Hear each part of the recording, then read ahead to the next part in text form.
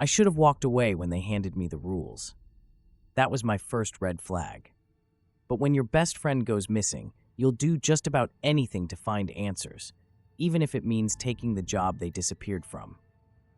The warehouse stood in the middle of nowhere. You had to drive 30 minutes through dense woods to even reach the gravel road that led to it. By the time I got there, it was dusk, and the sun was sinking behind the trees, casting long shadows across the building's rusted metal walls. It didn't look like much, just a crumbling structure with a faded logo on the side that I couldn't quite make out. A single floodlight buzzed overhead, flickering weakly, illuminating the wide-open dock doors. Even though it wasn't cold, I could feel the chill in the air. I parked my car next to a beat-up pickup truck and hesitated for a moment. My gut screamed at me to turn around, but then I thought about Sarah. She'd worked here for 3 months before she vanished. No calls, no texts, nothing. And when I went to her landlord, he said she hadn't even come back to her apartment to pick up her stuff. She had mentioned this job to me once. She joked about it, saying, "It's not a bad gig, as long as you don't break the rules." I hadn't asked what she meant at the time. I should have. With a deep breath, I grabbed my bag and headed inside. The warehouse smelled like mildew and old metal. The air was stale and heavy, like it hadn't been ventilated in years. Inside, the main floor stretched out in a grid of towering shelves stacked with crates. Fluorescent lights flickered above, casting everything in a pale greenish hue. There were no windows. At the front desk, a man who looked like he'd been smoking since birth greeted me. He wore a stained flannel shirt and had yellowed teeth that showed every time he spoke.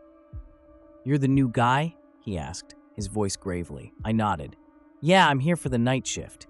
He smirked, like he knew something I didn't. They always start with the night shift. Fewer questions that way. "What's that supposed to mean?" "Nothing," he said, waving me off. "I'm just here to give you the rundown. I don't work the floor anymore." He reached under the counter and pulled out a single sheet of paper. "Read this. Memorize it. Live by it." I took the paper and scanned it. Warehouse rules. Clock in at 10 p.m. Sharp. Not a minute before. Not a minute after. Do not go into aisle 7 under any circumstances. If you hear someone calling your name from the dark, do not answer. If the lights go out, stay perfectly still until they come back on. Do not ask about the figures you might see in your peripheral vision. Leave by 6 a.m. If you're still here after sunrise, you won't leave at all. I laughed nervously. "This is a joke, right?" The man didn't laugh. He just stared at me, his expression grim. "Break a rule, and you'll find out the hard way it's not a joke." "But why?" "Look," he cut me off, leaning closer. "Just keep your head down, follow the rules, and do your job. It's not that hard. You'll be fine. Probably." I opened my mouth to argue, but he stood up and motioned for me to follow him. "Come on, I'll show you around." He led me through the warehouse, pointing out the aisles and their labels. Aisle 7 wasn't even marked on the map, which seemed strange, but when we walked past it, I understood why. It was pitch black. The overhead lights didn't reach that part of the warehouse, and the darkness seemed thicker, almost tangible. I felt something watching me from within the shadows of aisle 7, but when I turned my head, there was nothing there. "You'll get used to it," the man said, as if reading my thoughts, "or you won't." He handed me a clipboard with a list of tasks for the night. "Stock the crates on the shelves, log any damaged items, and sweep up before you leave. That's it. Easy, right?" "Sure," I said, though my hands were sweating. "And remember, follow the damn rules." The shift started off normal enough. I stacked crates, logged serial numbers, and swept the floor. The work was monotonous, and the silence in the warehouse was deafening. Around midnight, I heard a noise, a soft shuffling sound, like someone dragging their feet across the concrete. I looked up from my clipboard, but I didn't see anyone. "Hello?" I called out, my voice echoing off the walls. No response. I shook it off and went back to work. But a few minutes later, I heard it again, closer this time.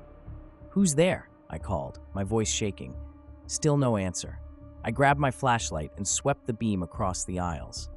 For a split second, I thought I saw a figure at the edge of the light, a tall, dark silhouette. But when I moved the flashlight back, it was gone. By 2 a.m., I was on edge. My skin prickled every time I caught movement in my peripheral vision, but whenever I turned to look, there was nothing there. I reminded myself of the rules. Rule number 5, do not ask about the figures you might see in your peripheral vision. So I didn't. At some point, I found myself near aisle 7 again. The darkness there felt alive, like it was breathing. I thought I heard my name whispered softly from within. I froze. Sarah? I whispered back before I could stop myself. No response. Rule number 3 flashed in my mind. If you hear someone calling your name from the dark, do not answer. I backed away slowly, my heart hammering in my chest. The rest of the shift was a blur. By the time the clock struck 6 a.m., I was practically sprinting to the time clock to punch out.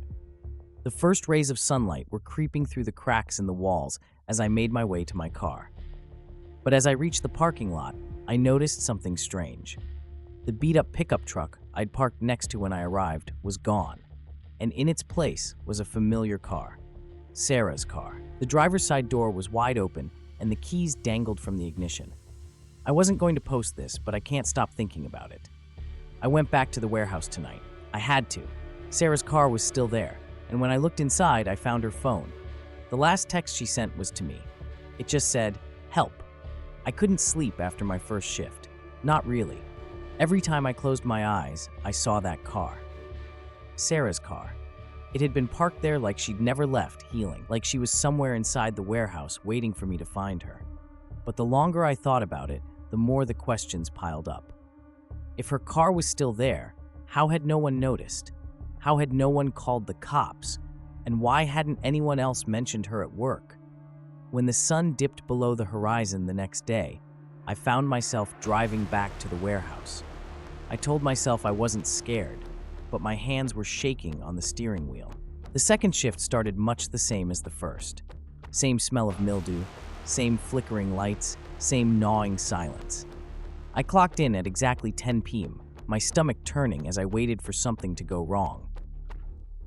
The supervisor from the first night, the guy in the flannel shirt, wasn't there. In his place was a young woman named Mara, probably in her mid-30s, with a tired face and dark circles under her eyes. "You must be the new guy," she said as I walked in. Her tone wasn't friendly, but it wasn't hostile either. It was the tone of someone who didn't expect me to last long. "I guess so," I said. "Where's the other guy? The one who showed me around last night?" Her face darkened. "He's not here anymore." "Did he quit?" I asked. She gave me a look that made my skin crawl. "Let's just say he broke one of the rules." That shut me up fast. I was assigned to restock the crates on the east side of the warehouse that night. Mara gave me a clipboard, muttered something about keeping my head down, and disappeared into the office. The first few hours were uneventful. The work was repetitive, and I tried to stay focused, but my thoughts kept drifting to Sarah. Why had she taken this job in the first place? She hated physical labor. And why hadn't she told me more about the rules? Around midnight, things started getting weird again. I was unloading a crate of canned goods when I heard footsteps behind me. Slow, deliberate footsteps, the kind that weren't in a hurry but wanted to make themselves known. I turned around, expecting to see Mara or another coworker, but the aisle was empty. The hair on the back of my neck stood up. "Hello?" I called out, my voice cracking. No answer. I waited a few seconds, my heart pounding, but when nothing happened, I went back to work. It wasn't long before the footsteps returned. This time, they sounded closer. I whipped around again, shining my flashlight down the aisle. At first, I saw nothing. Then, just as I was about to lower the flashlight, I caught movement in the corner of my eye.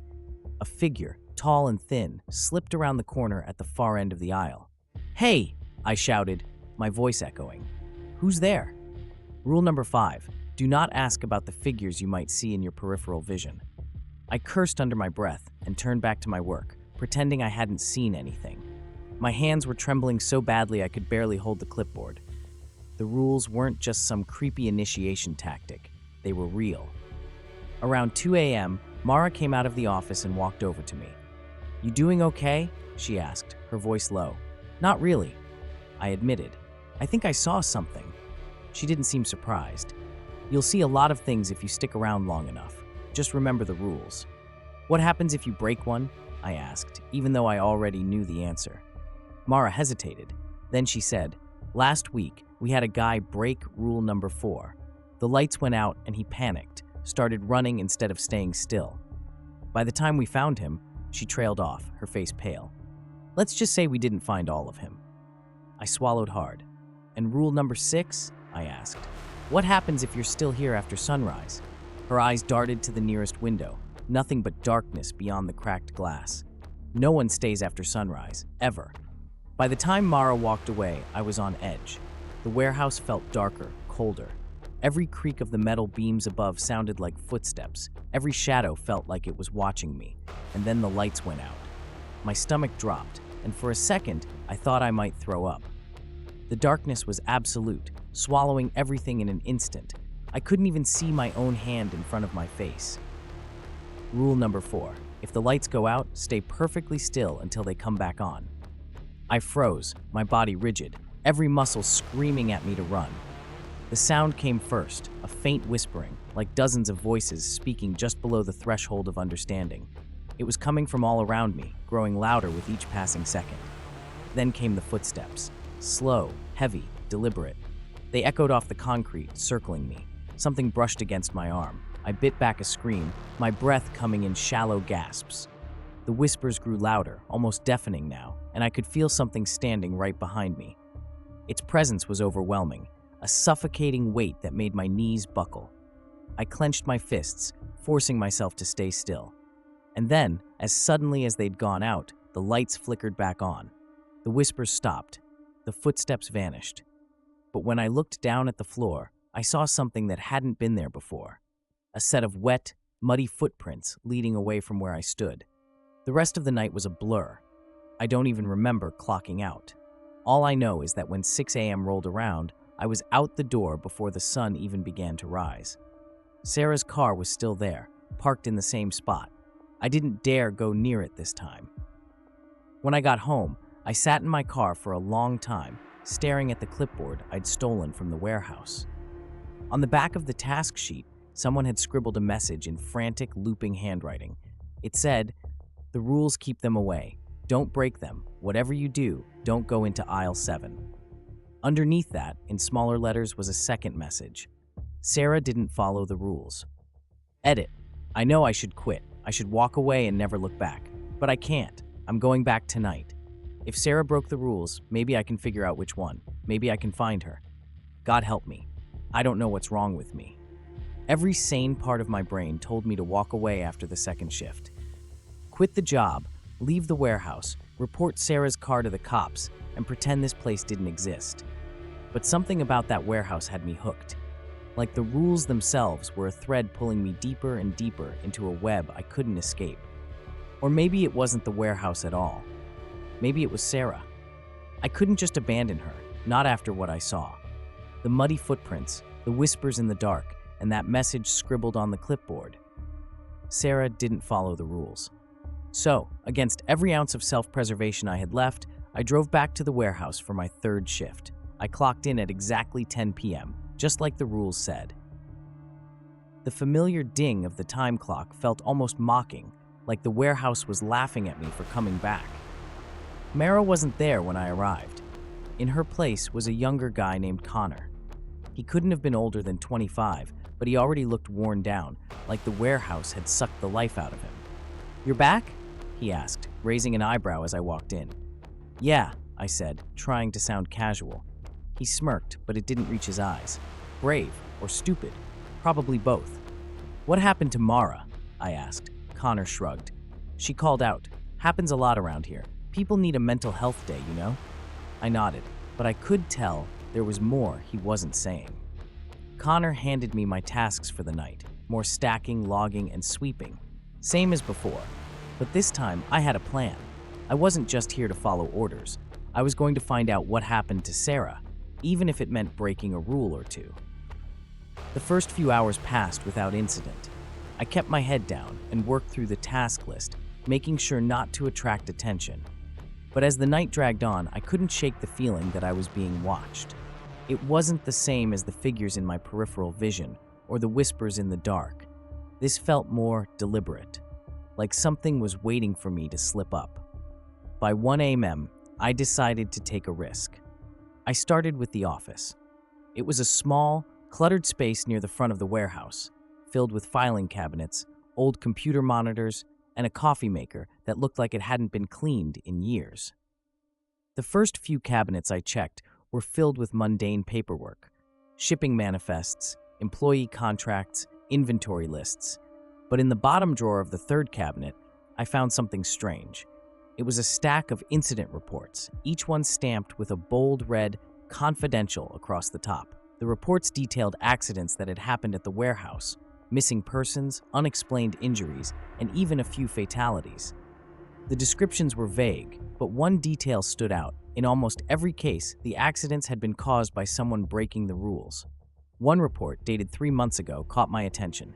Incident report number 114. Name, Sarah Watson. Summary: employee violated rule number 6. Failed to leave the premises before sunrise. Subject reported seeing figures in aisle 7 prior to incident. Full recovery of remains was not possible. My stomach turned. Failed to leave before sunrise. That meant Sarah hadn't just vanished. She'd broken rule number 6. And if the report was to be believed, she'd gone into aisle 7 too. Why the hell would she do that? I stuffed the report into my pocket and left the office, my heart racing. I didn't have all the answers yet, but I was starting to put the pieces together. I spent the next hour wandering the aisles, searching for more clues. Most of the crates were sealed shut, but in one of the unlocked ones, I found something that made my blood run cold. It was a pair of boots. Not just any boots, Sarah's boots. I recognized the scuffed leather and the worn-out laces. She'd been wearing them the last time I saw her. I stared at them for a long time, my mind racing. Why were they here? Had someone put them in the crate? Or had Sarah been here recently, alive and... I couldn't finish the thought. Around 3 a.m., I broke another rule. I didn't mean to. I was distracted, thinking about Sarah, when I wandered too close to aisle 7. The darkness hit me like a wall, cold and suffocating. The air felt heavier here, like it was pressing down on my chest. I heard whispers, soft at first, then louder. They weren't like the whispers I'd heard before when the lights went out. These were different, clearer. "Help me," a voice said. It was Sarah's voice. My blood turned to ice. I knew I should walk away, but I couldn't. My legs moved on their own, pulling me deeper into the darkness. "Sarah?" I called out, my voice trembling. No response, just the sound of my own breathing and the whispers all around me. I took another step forward, and the ground seemed to shift beneath my feet. The warehouse felt wrong, like the walls were closing in. "Don't," a voice hissed behind me. I spun around and saw Connor standing at the edge of the aisle, his face pale. "Get out of there, now!" I stumbled out of aisle 7, my heart pounding. Connor grabbed my arm and pulled me away, his grip tighter than I expected. "What the hell were you thinking?" he snapped. "I heard her," I said, my voice shaking. "I heard Sarah." Connor's expression hardened. "You didn't hear Sarah, you heard them. They'll say whatever they need to get you in there." "But she's gone," he said firmly. "Whatever's in there isn't her." I wanted to argue, but the look in his eyes stopped me. He wasn't just scared, he was terrified. The rest of the night passed in a haze. I couldn't focus on my tasks, couldn't stop thinking about what I'd seen and heard. By the time 6 a.m. rolled around, I was more than ready to leave. As I walked to my car, I glanced over at Sarah's car again. It was exactly the same as the night before. Driver's side door open, keys in the ignition. But this time, there was something new. A note, taped to the windshield. I walked over and pulled it off, my hands trembling. It was written in Sarah's handwriting. It said, "Don't trust them. They're lying." Edit. I think I'm starting to lose it. I found Sarah's note, but now I'm questioning everything. Who's lying? The warehouse? The rules? Connor? I don't know what to believe anymore. But I can't stop now. I'm going back tonight. I have to. If I don't come back, someone needs to know what's happening here. To anyone reading this, don't work the night shift at that warehouse. And whatever you do, don't break the rules. I don't think I've ever been afraid to the point of shaking before, not like this. Even as I write this, my hands are trembling. But I need to get this down while it's still fresh in my head. I clocked in tonight, knowing it would probably be my last shift. Not because I planned to quit, but because I was going to break every damn rule I needed to find Sarah. I was done playing it safe. done pretending the warehouse didn't know exactly what it was doing to me. But now, I wish I hadn't gone back. I wish I'd walked away while I still had the chance. Because tonight, I found out what happens when the rules break you instead. Connor wasn't there when I arrived. No one was. The office lights were off, and the whole warehouse was quiet. Too quiet. I stood by the time clock, hesitating. It was 9:59 p.m., and my finger hovered over the button. Clock in at 10 p.m. sharp. Not a minute before. Not a minute after. The second the clock turned over, I punched in. The machine beeped, and I exhaled, stepping into the warehouse with a creeping sense of dread. The aisles stretched out before me like a maze, their towering shelves casting jagged shadows under the dim, fluorescent lights. Something about the place felt different. The air was colder, heavier. I could hear faint whispers, even though the lights were still on. My task list for the night was simple. Organize crates in aisles 3 and 4, log damaged inventory, and clean up the loading dock. But I didn't care about the tasks anymore. I cared about aisle 7. It was the only place I hadn't fully explored, the only place that might hold the answers I was looking for. I decided to wait until the shift was in full swing before making my move. I didn't know if anyone else was working tonight, but if they were, I didn't want them to see me. I spent the first couple of hours pretending to follow the tasks, my heart pounding every time I caught a flicker of movement in my peripheral vision.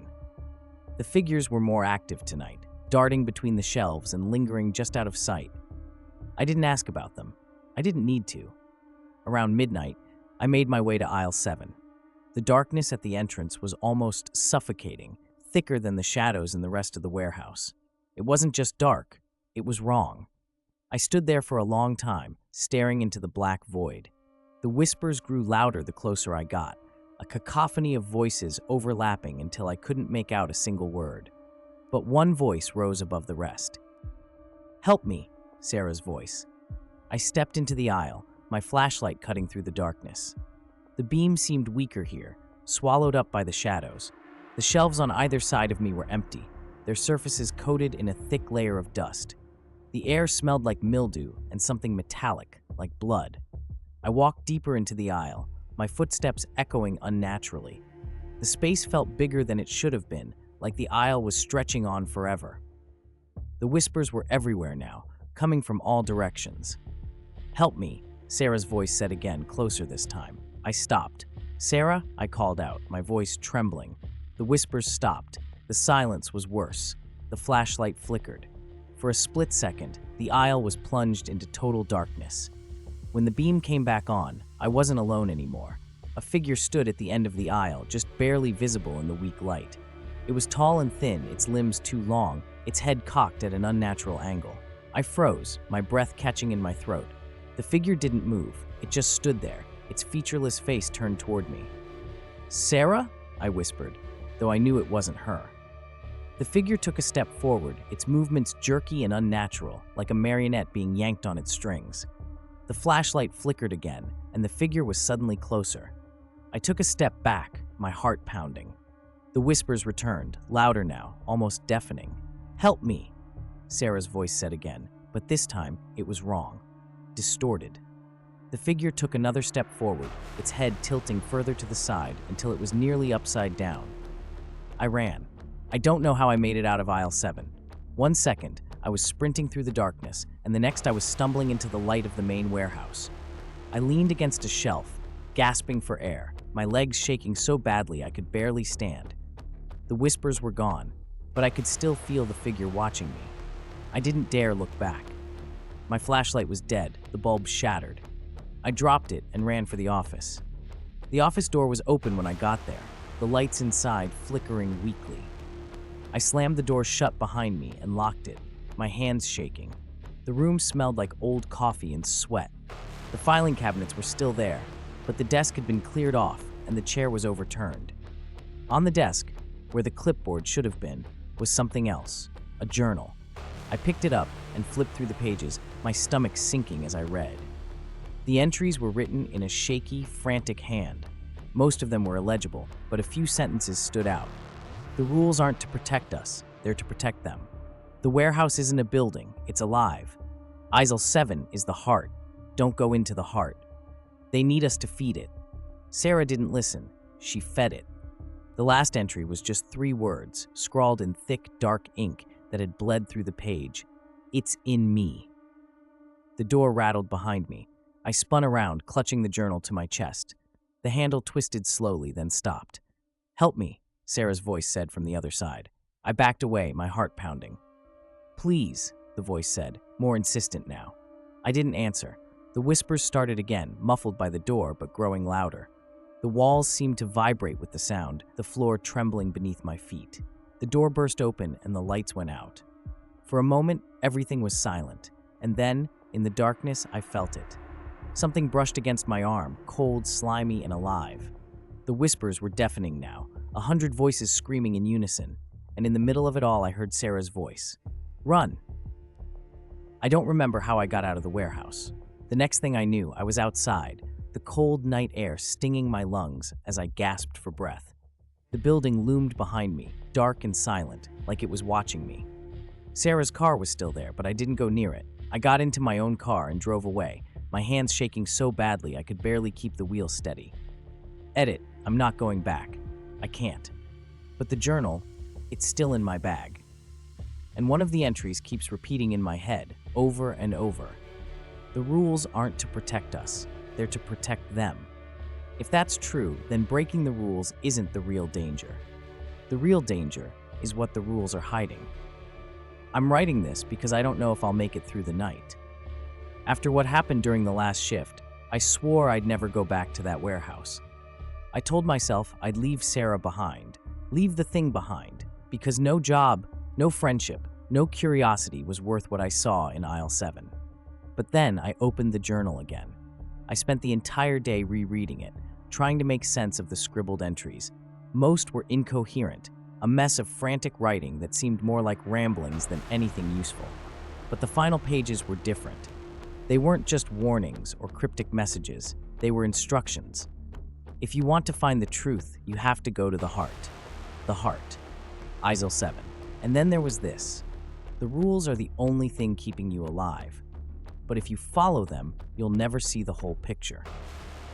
That's when I knew. If I wanted answers, if I wanted to find out what happened to Sarah, I couldn't follow the rules anymore. So I got in my car and I drove back to the warehouse. The parking lot was empty when I arrived. Sarah's car was gone. I don't know why that scared me more than anything else I'd seen so far. It had been sitting there for days, untouched, like some kind of macabre beacon calling me back. Now it was just gone. The warehouse loomed ahead, dark and silent. Even the floodlight above the dock doors had burned out, leaving the entire building shrouded in shadow. I hesitated for a moment, gripping the journal like it was a talisman. Then I walked inside. The time clock was dead. I pressed the button a few times, but nothing happened. The rules didn't matter tonight. I was already breaking them. The warehouse was different now. The air felt heavier, the darkness thicker. The aisles seemed longer, the shelves taller, like the building itself was growing, shifting. And the whispers started as soon as I stepped inside. They were faint at first, just a soft murmur in the background, but they grew louder with every step I took. "Help me," Sarah's voice said, faint and distant. I clenched my fists and kept walking. I didn't bother with the tasks this time. I headed straight for aisle 7, the journal clutched tightly in one hand and a flashlight in the other. The darkness at the entrance was even thicker than before, almost alive. I shone the flashlight into it, but the beam barely penetrated the shadows. I took a deep breath and stepped inside. The aisle was impossibly long, stretching far beyond the limits of the warehouse. The shelves on either side were empty, their metal frames warped and twisted. The whispers were everywhere now, surrounding me, overlapping until I couldn't tell one voice from another. "Help me," Sarah's voice said again, louder this time. I kept walking, the flashlight trembling in my hand. The ground beneath me felt wrong, soft and spongy, like I was walking on something alive. The air smelled worse here, rotten and metallic, like blood left out to decay. And then I saw it. At the far end of the aisle, the shelves opened up into a wide, circular space. In the center of the room was something impossible. It was a mass of flesh and metal, pulsing and writhing like a living thing. It was fused to the floor, its surface a grotesque patchwork of machinery and organic tissue. Cables and wires snaked out of it like veins, connecting it to the shelves and walls of the warehouse. Eyes blinked open and shut across its surface, watching me as I approached. Mouths formed and unformed, whispering in voices I recognized. Coworkers, strangers, and Sarah. I stumbled back, gagging at the stench of it. This was the heart. This was what the rules were protecting. "Help me," Sarah's voice said again, and this time it was clear. I turned and saw her. She was standing on the other side of the room, her body pale and emaciated. Her clothes hung off her like rags, and her eyes were wide and bloodshot. "Sarah?" I whispered, taking a step toward her. She held up a hand, stopping me. "Don't. It's too late." "What do you mean? I'm here to get you out." She shook her head, tears streaming down her face. "You don't understand. It feeds on us, on our fear, on our mistakes. The rules don't keep us safe, they keep it fed." My blood ran cold. "Then we'll destroy it," I said, my voice shaking. Sarah laughed, a hollow, broken sound. "You can't destroy it. It's the warehouse. It's everything." The mass behind her pulsed violently, its mouths opening and closing in a grotesque rhythm. "I broke the rules," Sarah said, her voice barely a whisper. "I thought I could escape, but I became part of it. And now," she looked down at her hands, which were slowly dissolving into ash. "So will you." The lights went out. The whispers turned to screams, deafening and overwhelming. I ran. I don't even know which direction I went. I just ran, the flashlight flickering uselessly in my hand. The walls of the aisle seemed to close in around me, the shelves twisting and warping as I stumbled through the darkness. I could feel it behind me, the heart, the thing. Its presence was everywhere, suffocating and oppressive. And then I tripped. I hit the ground hard, the flashlight skidding out of my hand. When I looked up, I saw it, the figure. It was standing over me, its featureless face staring down, its limbs impossibly long and thin. It reached for me, and for a moment, I thought it was all over. But then Sarah's voice cut through the chaos. "Run!" she screamed. I don't know how I made it out. 1 second, I was lying on the floor, staring up at the figure. The next, I was outside, gasping for air as the first rays of sunlight broke through the trees. The warehouse was gone. The gravel lot was empty, the building replaced by an overgrown field. I staggered to my car and collapsed into the driver's seat, my hands shaking so badly I could barely turn the key. As I drove away, I looked in the rearview mirror one last time. For a split second, I saw Sarah standing at the edge of the trees, watching me, and then she was gone. Edit. I don't know what the warehouse was. I don't know what the rules were really for, or why they let me go. All I know is this: I'm not safe. Last night, I heard whispers coming from my closet, and when I looked inside, I found a clipboard. It had my name on it. And at the bottom, in bold red letters, it said, "Welcome back."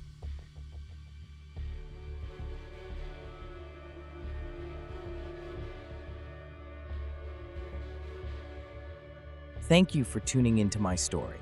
If you enjoyed it, please don't forget to like the video. It helps support my channel and allows me to keep creating more content for you. I'd love to hear your thoughts, so feel free to comment below and share your favorite part of the story or any theories you might have. And if you haven't already, subscribe and turn on the notification bell so you don't miss any future uploads. Your support means the world to me. And I'm excited to bring you even more thrilling stories.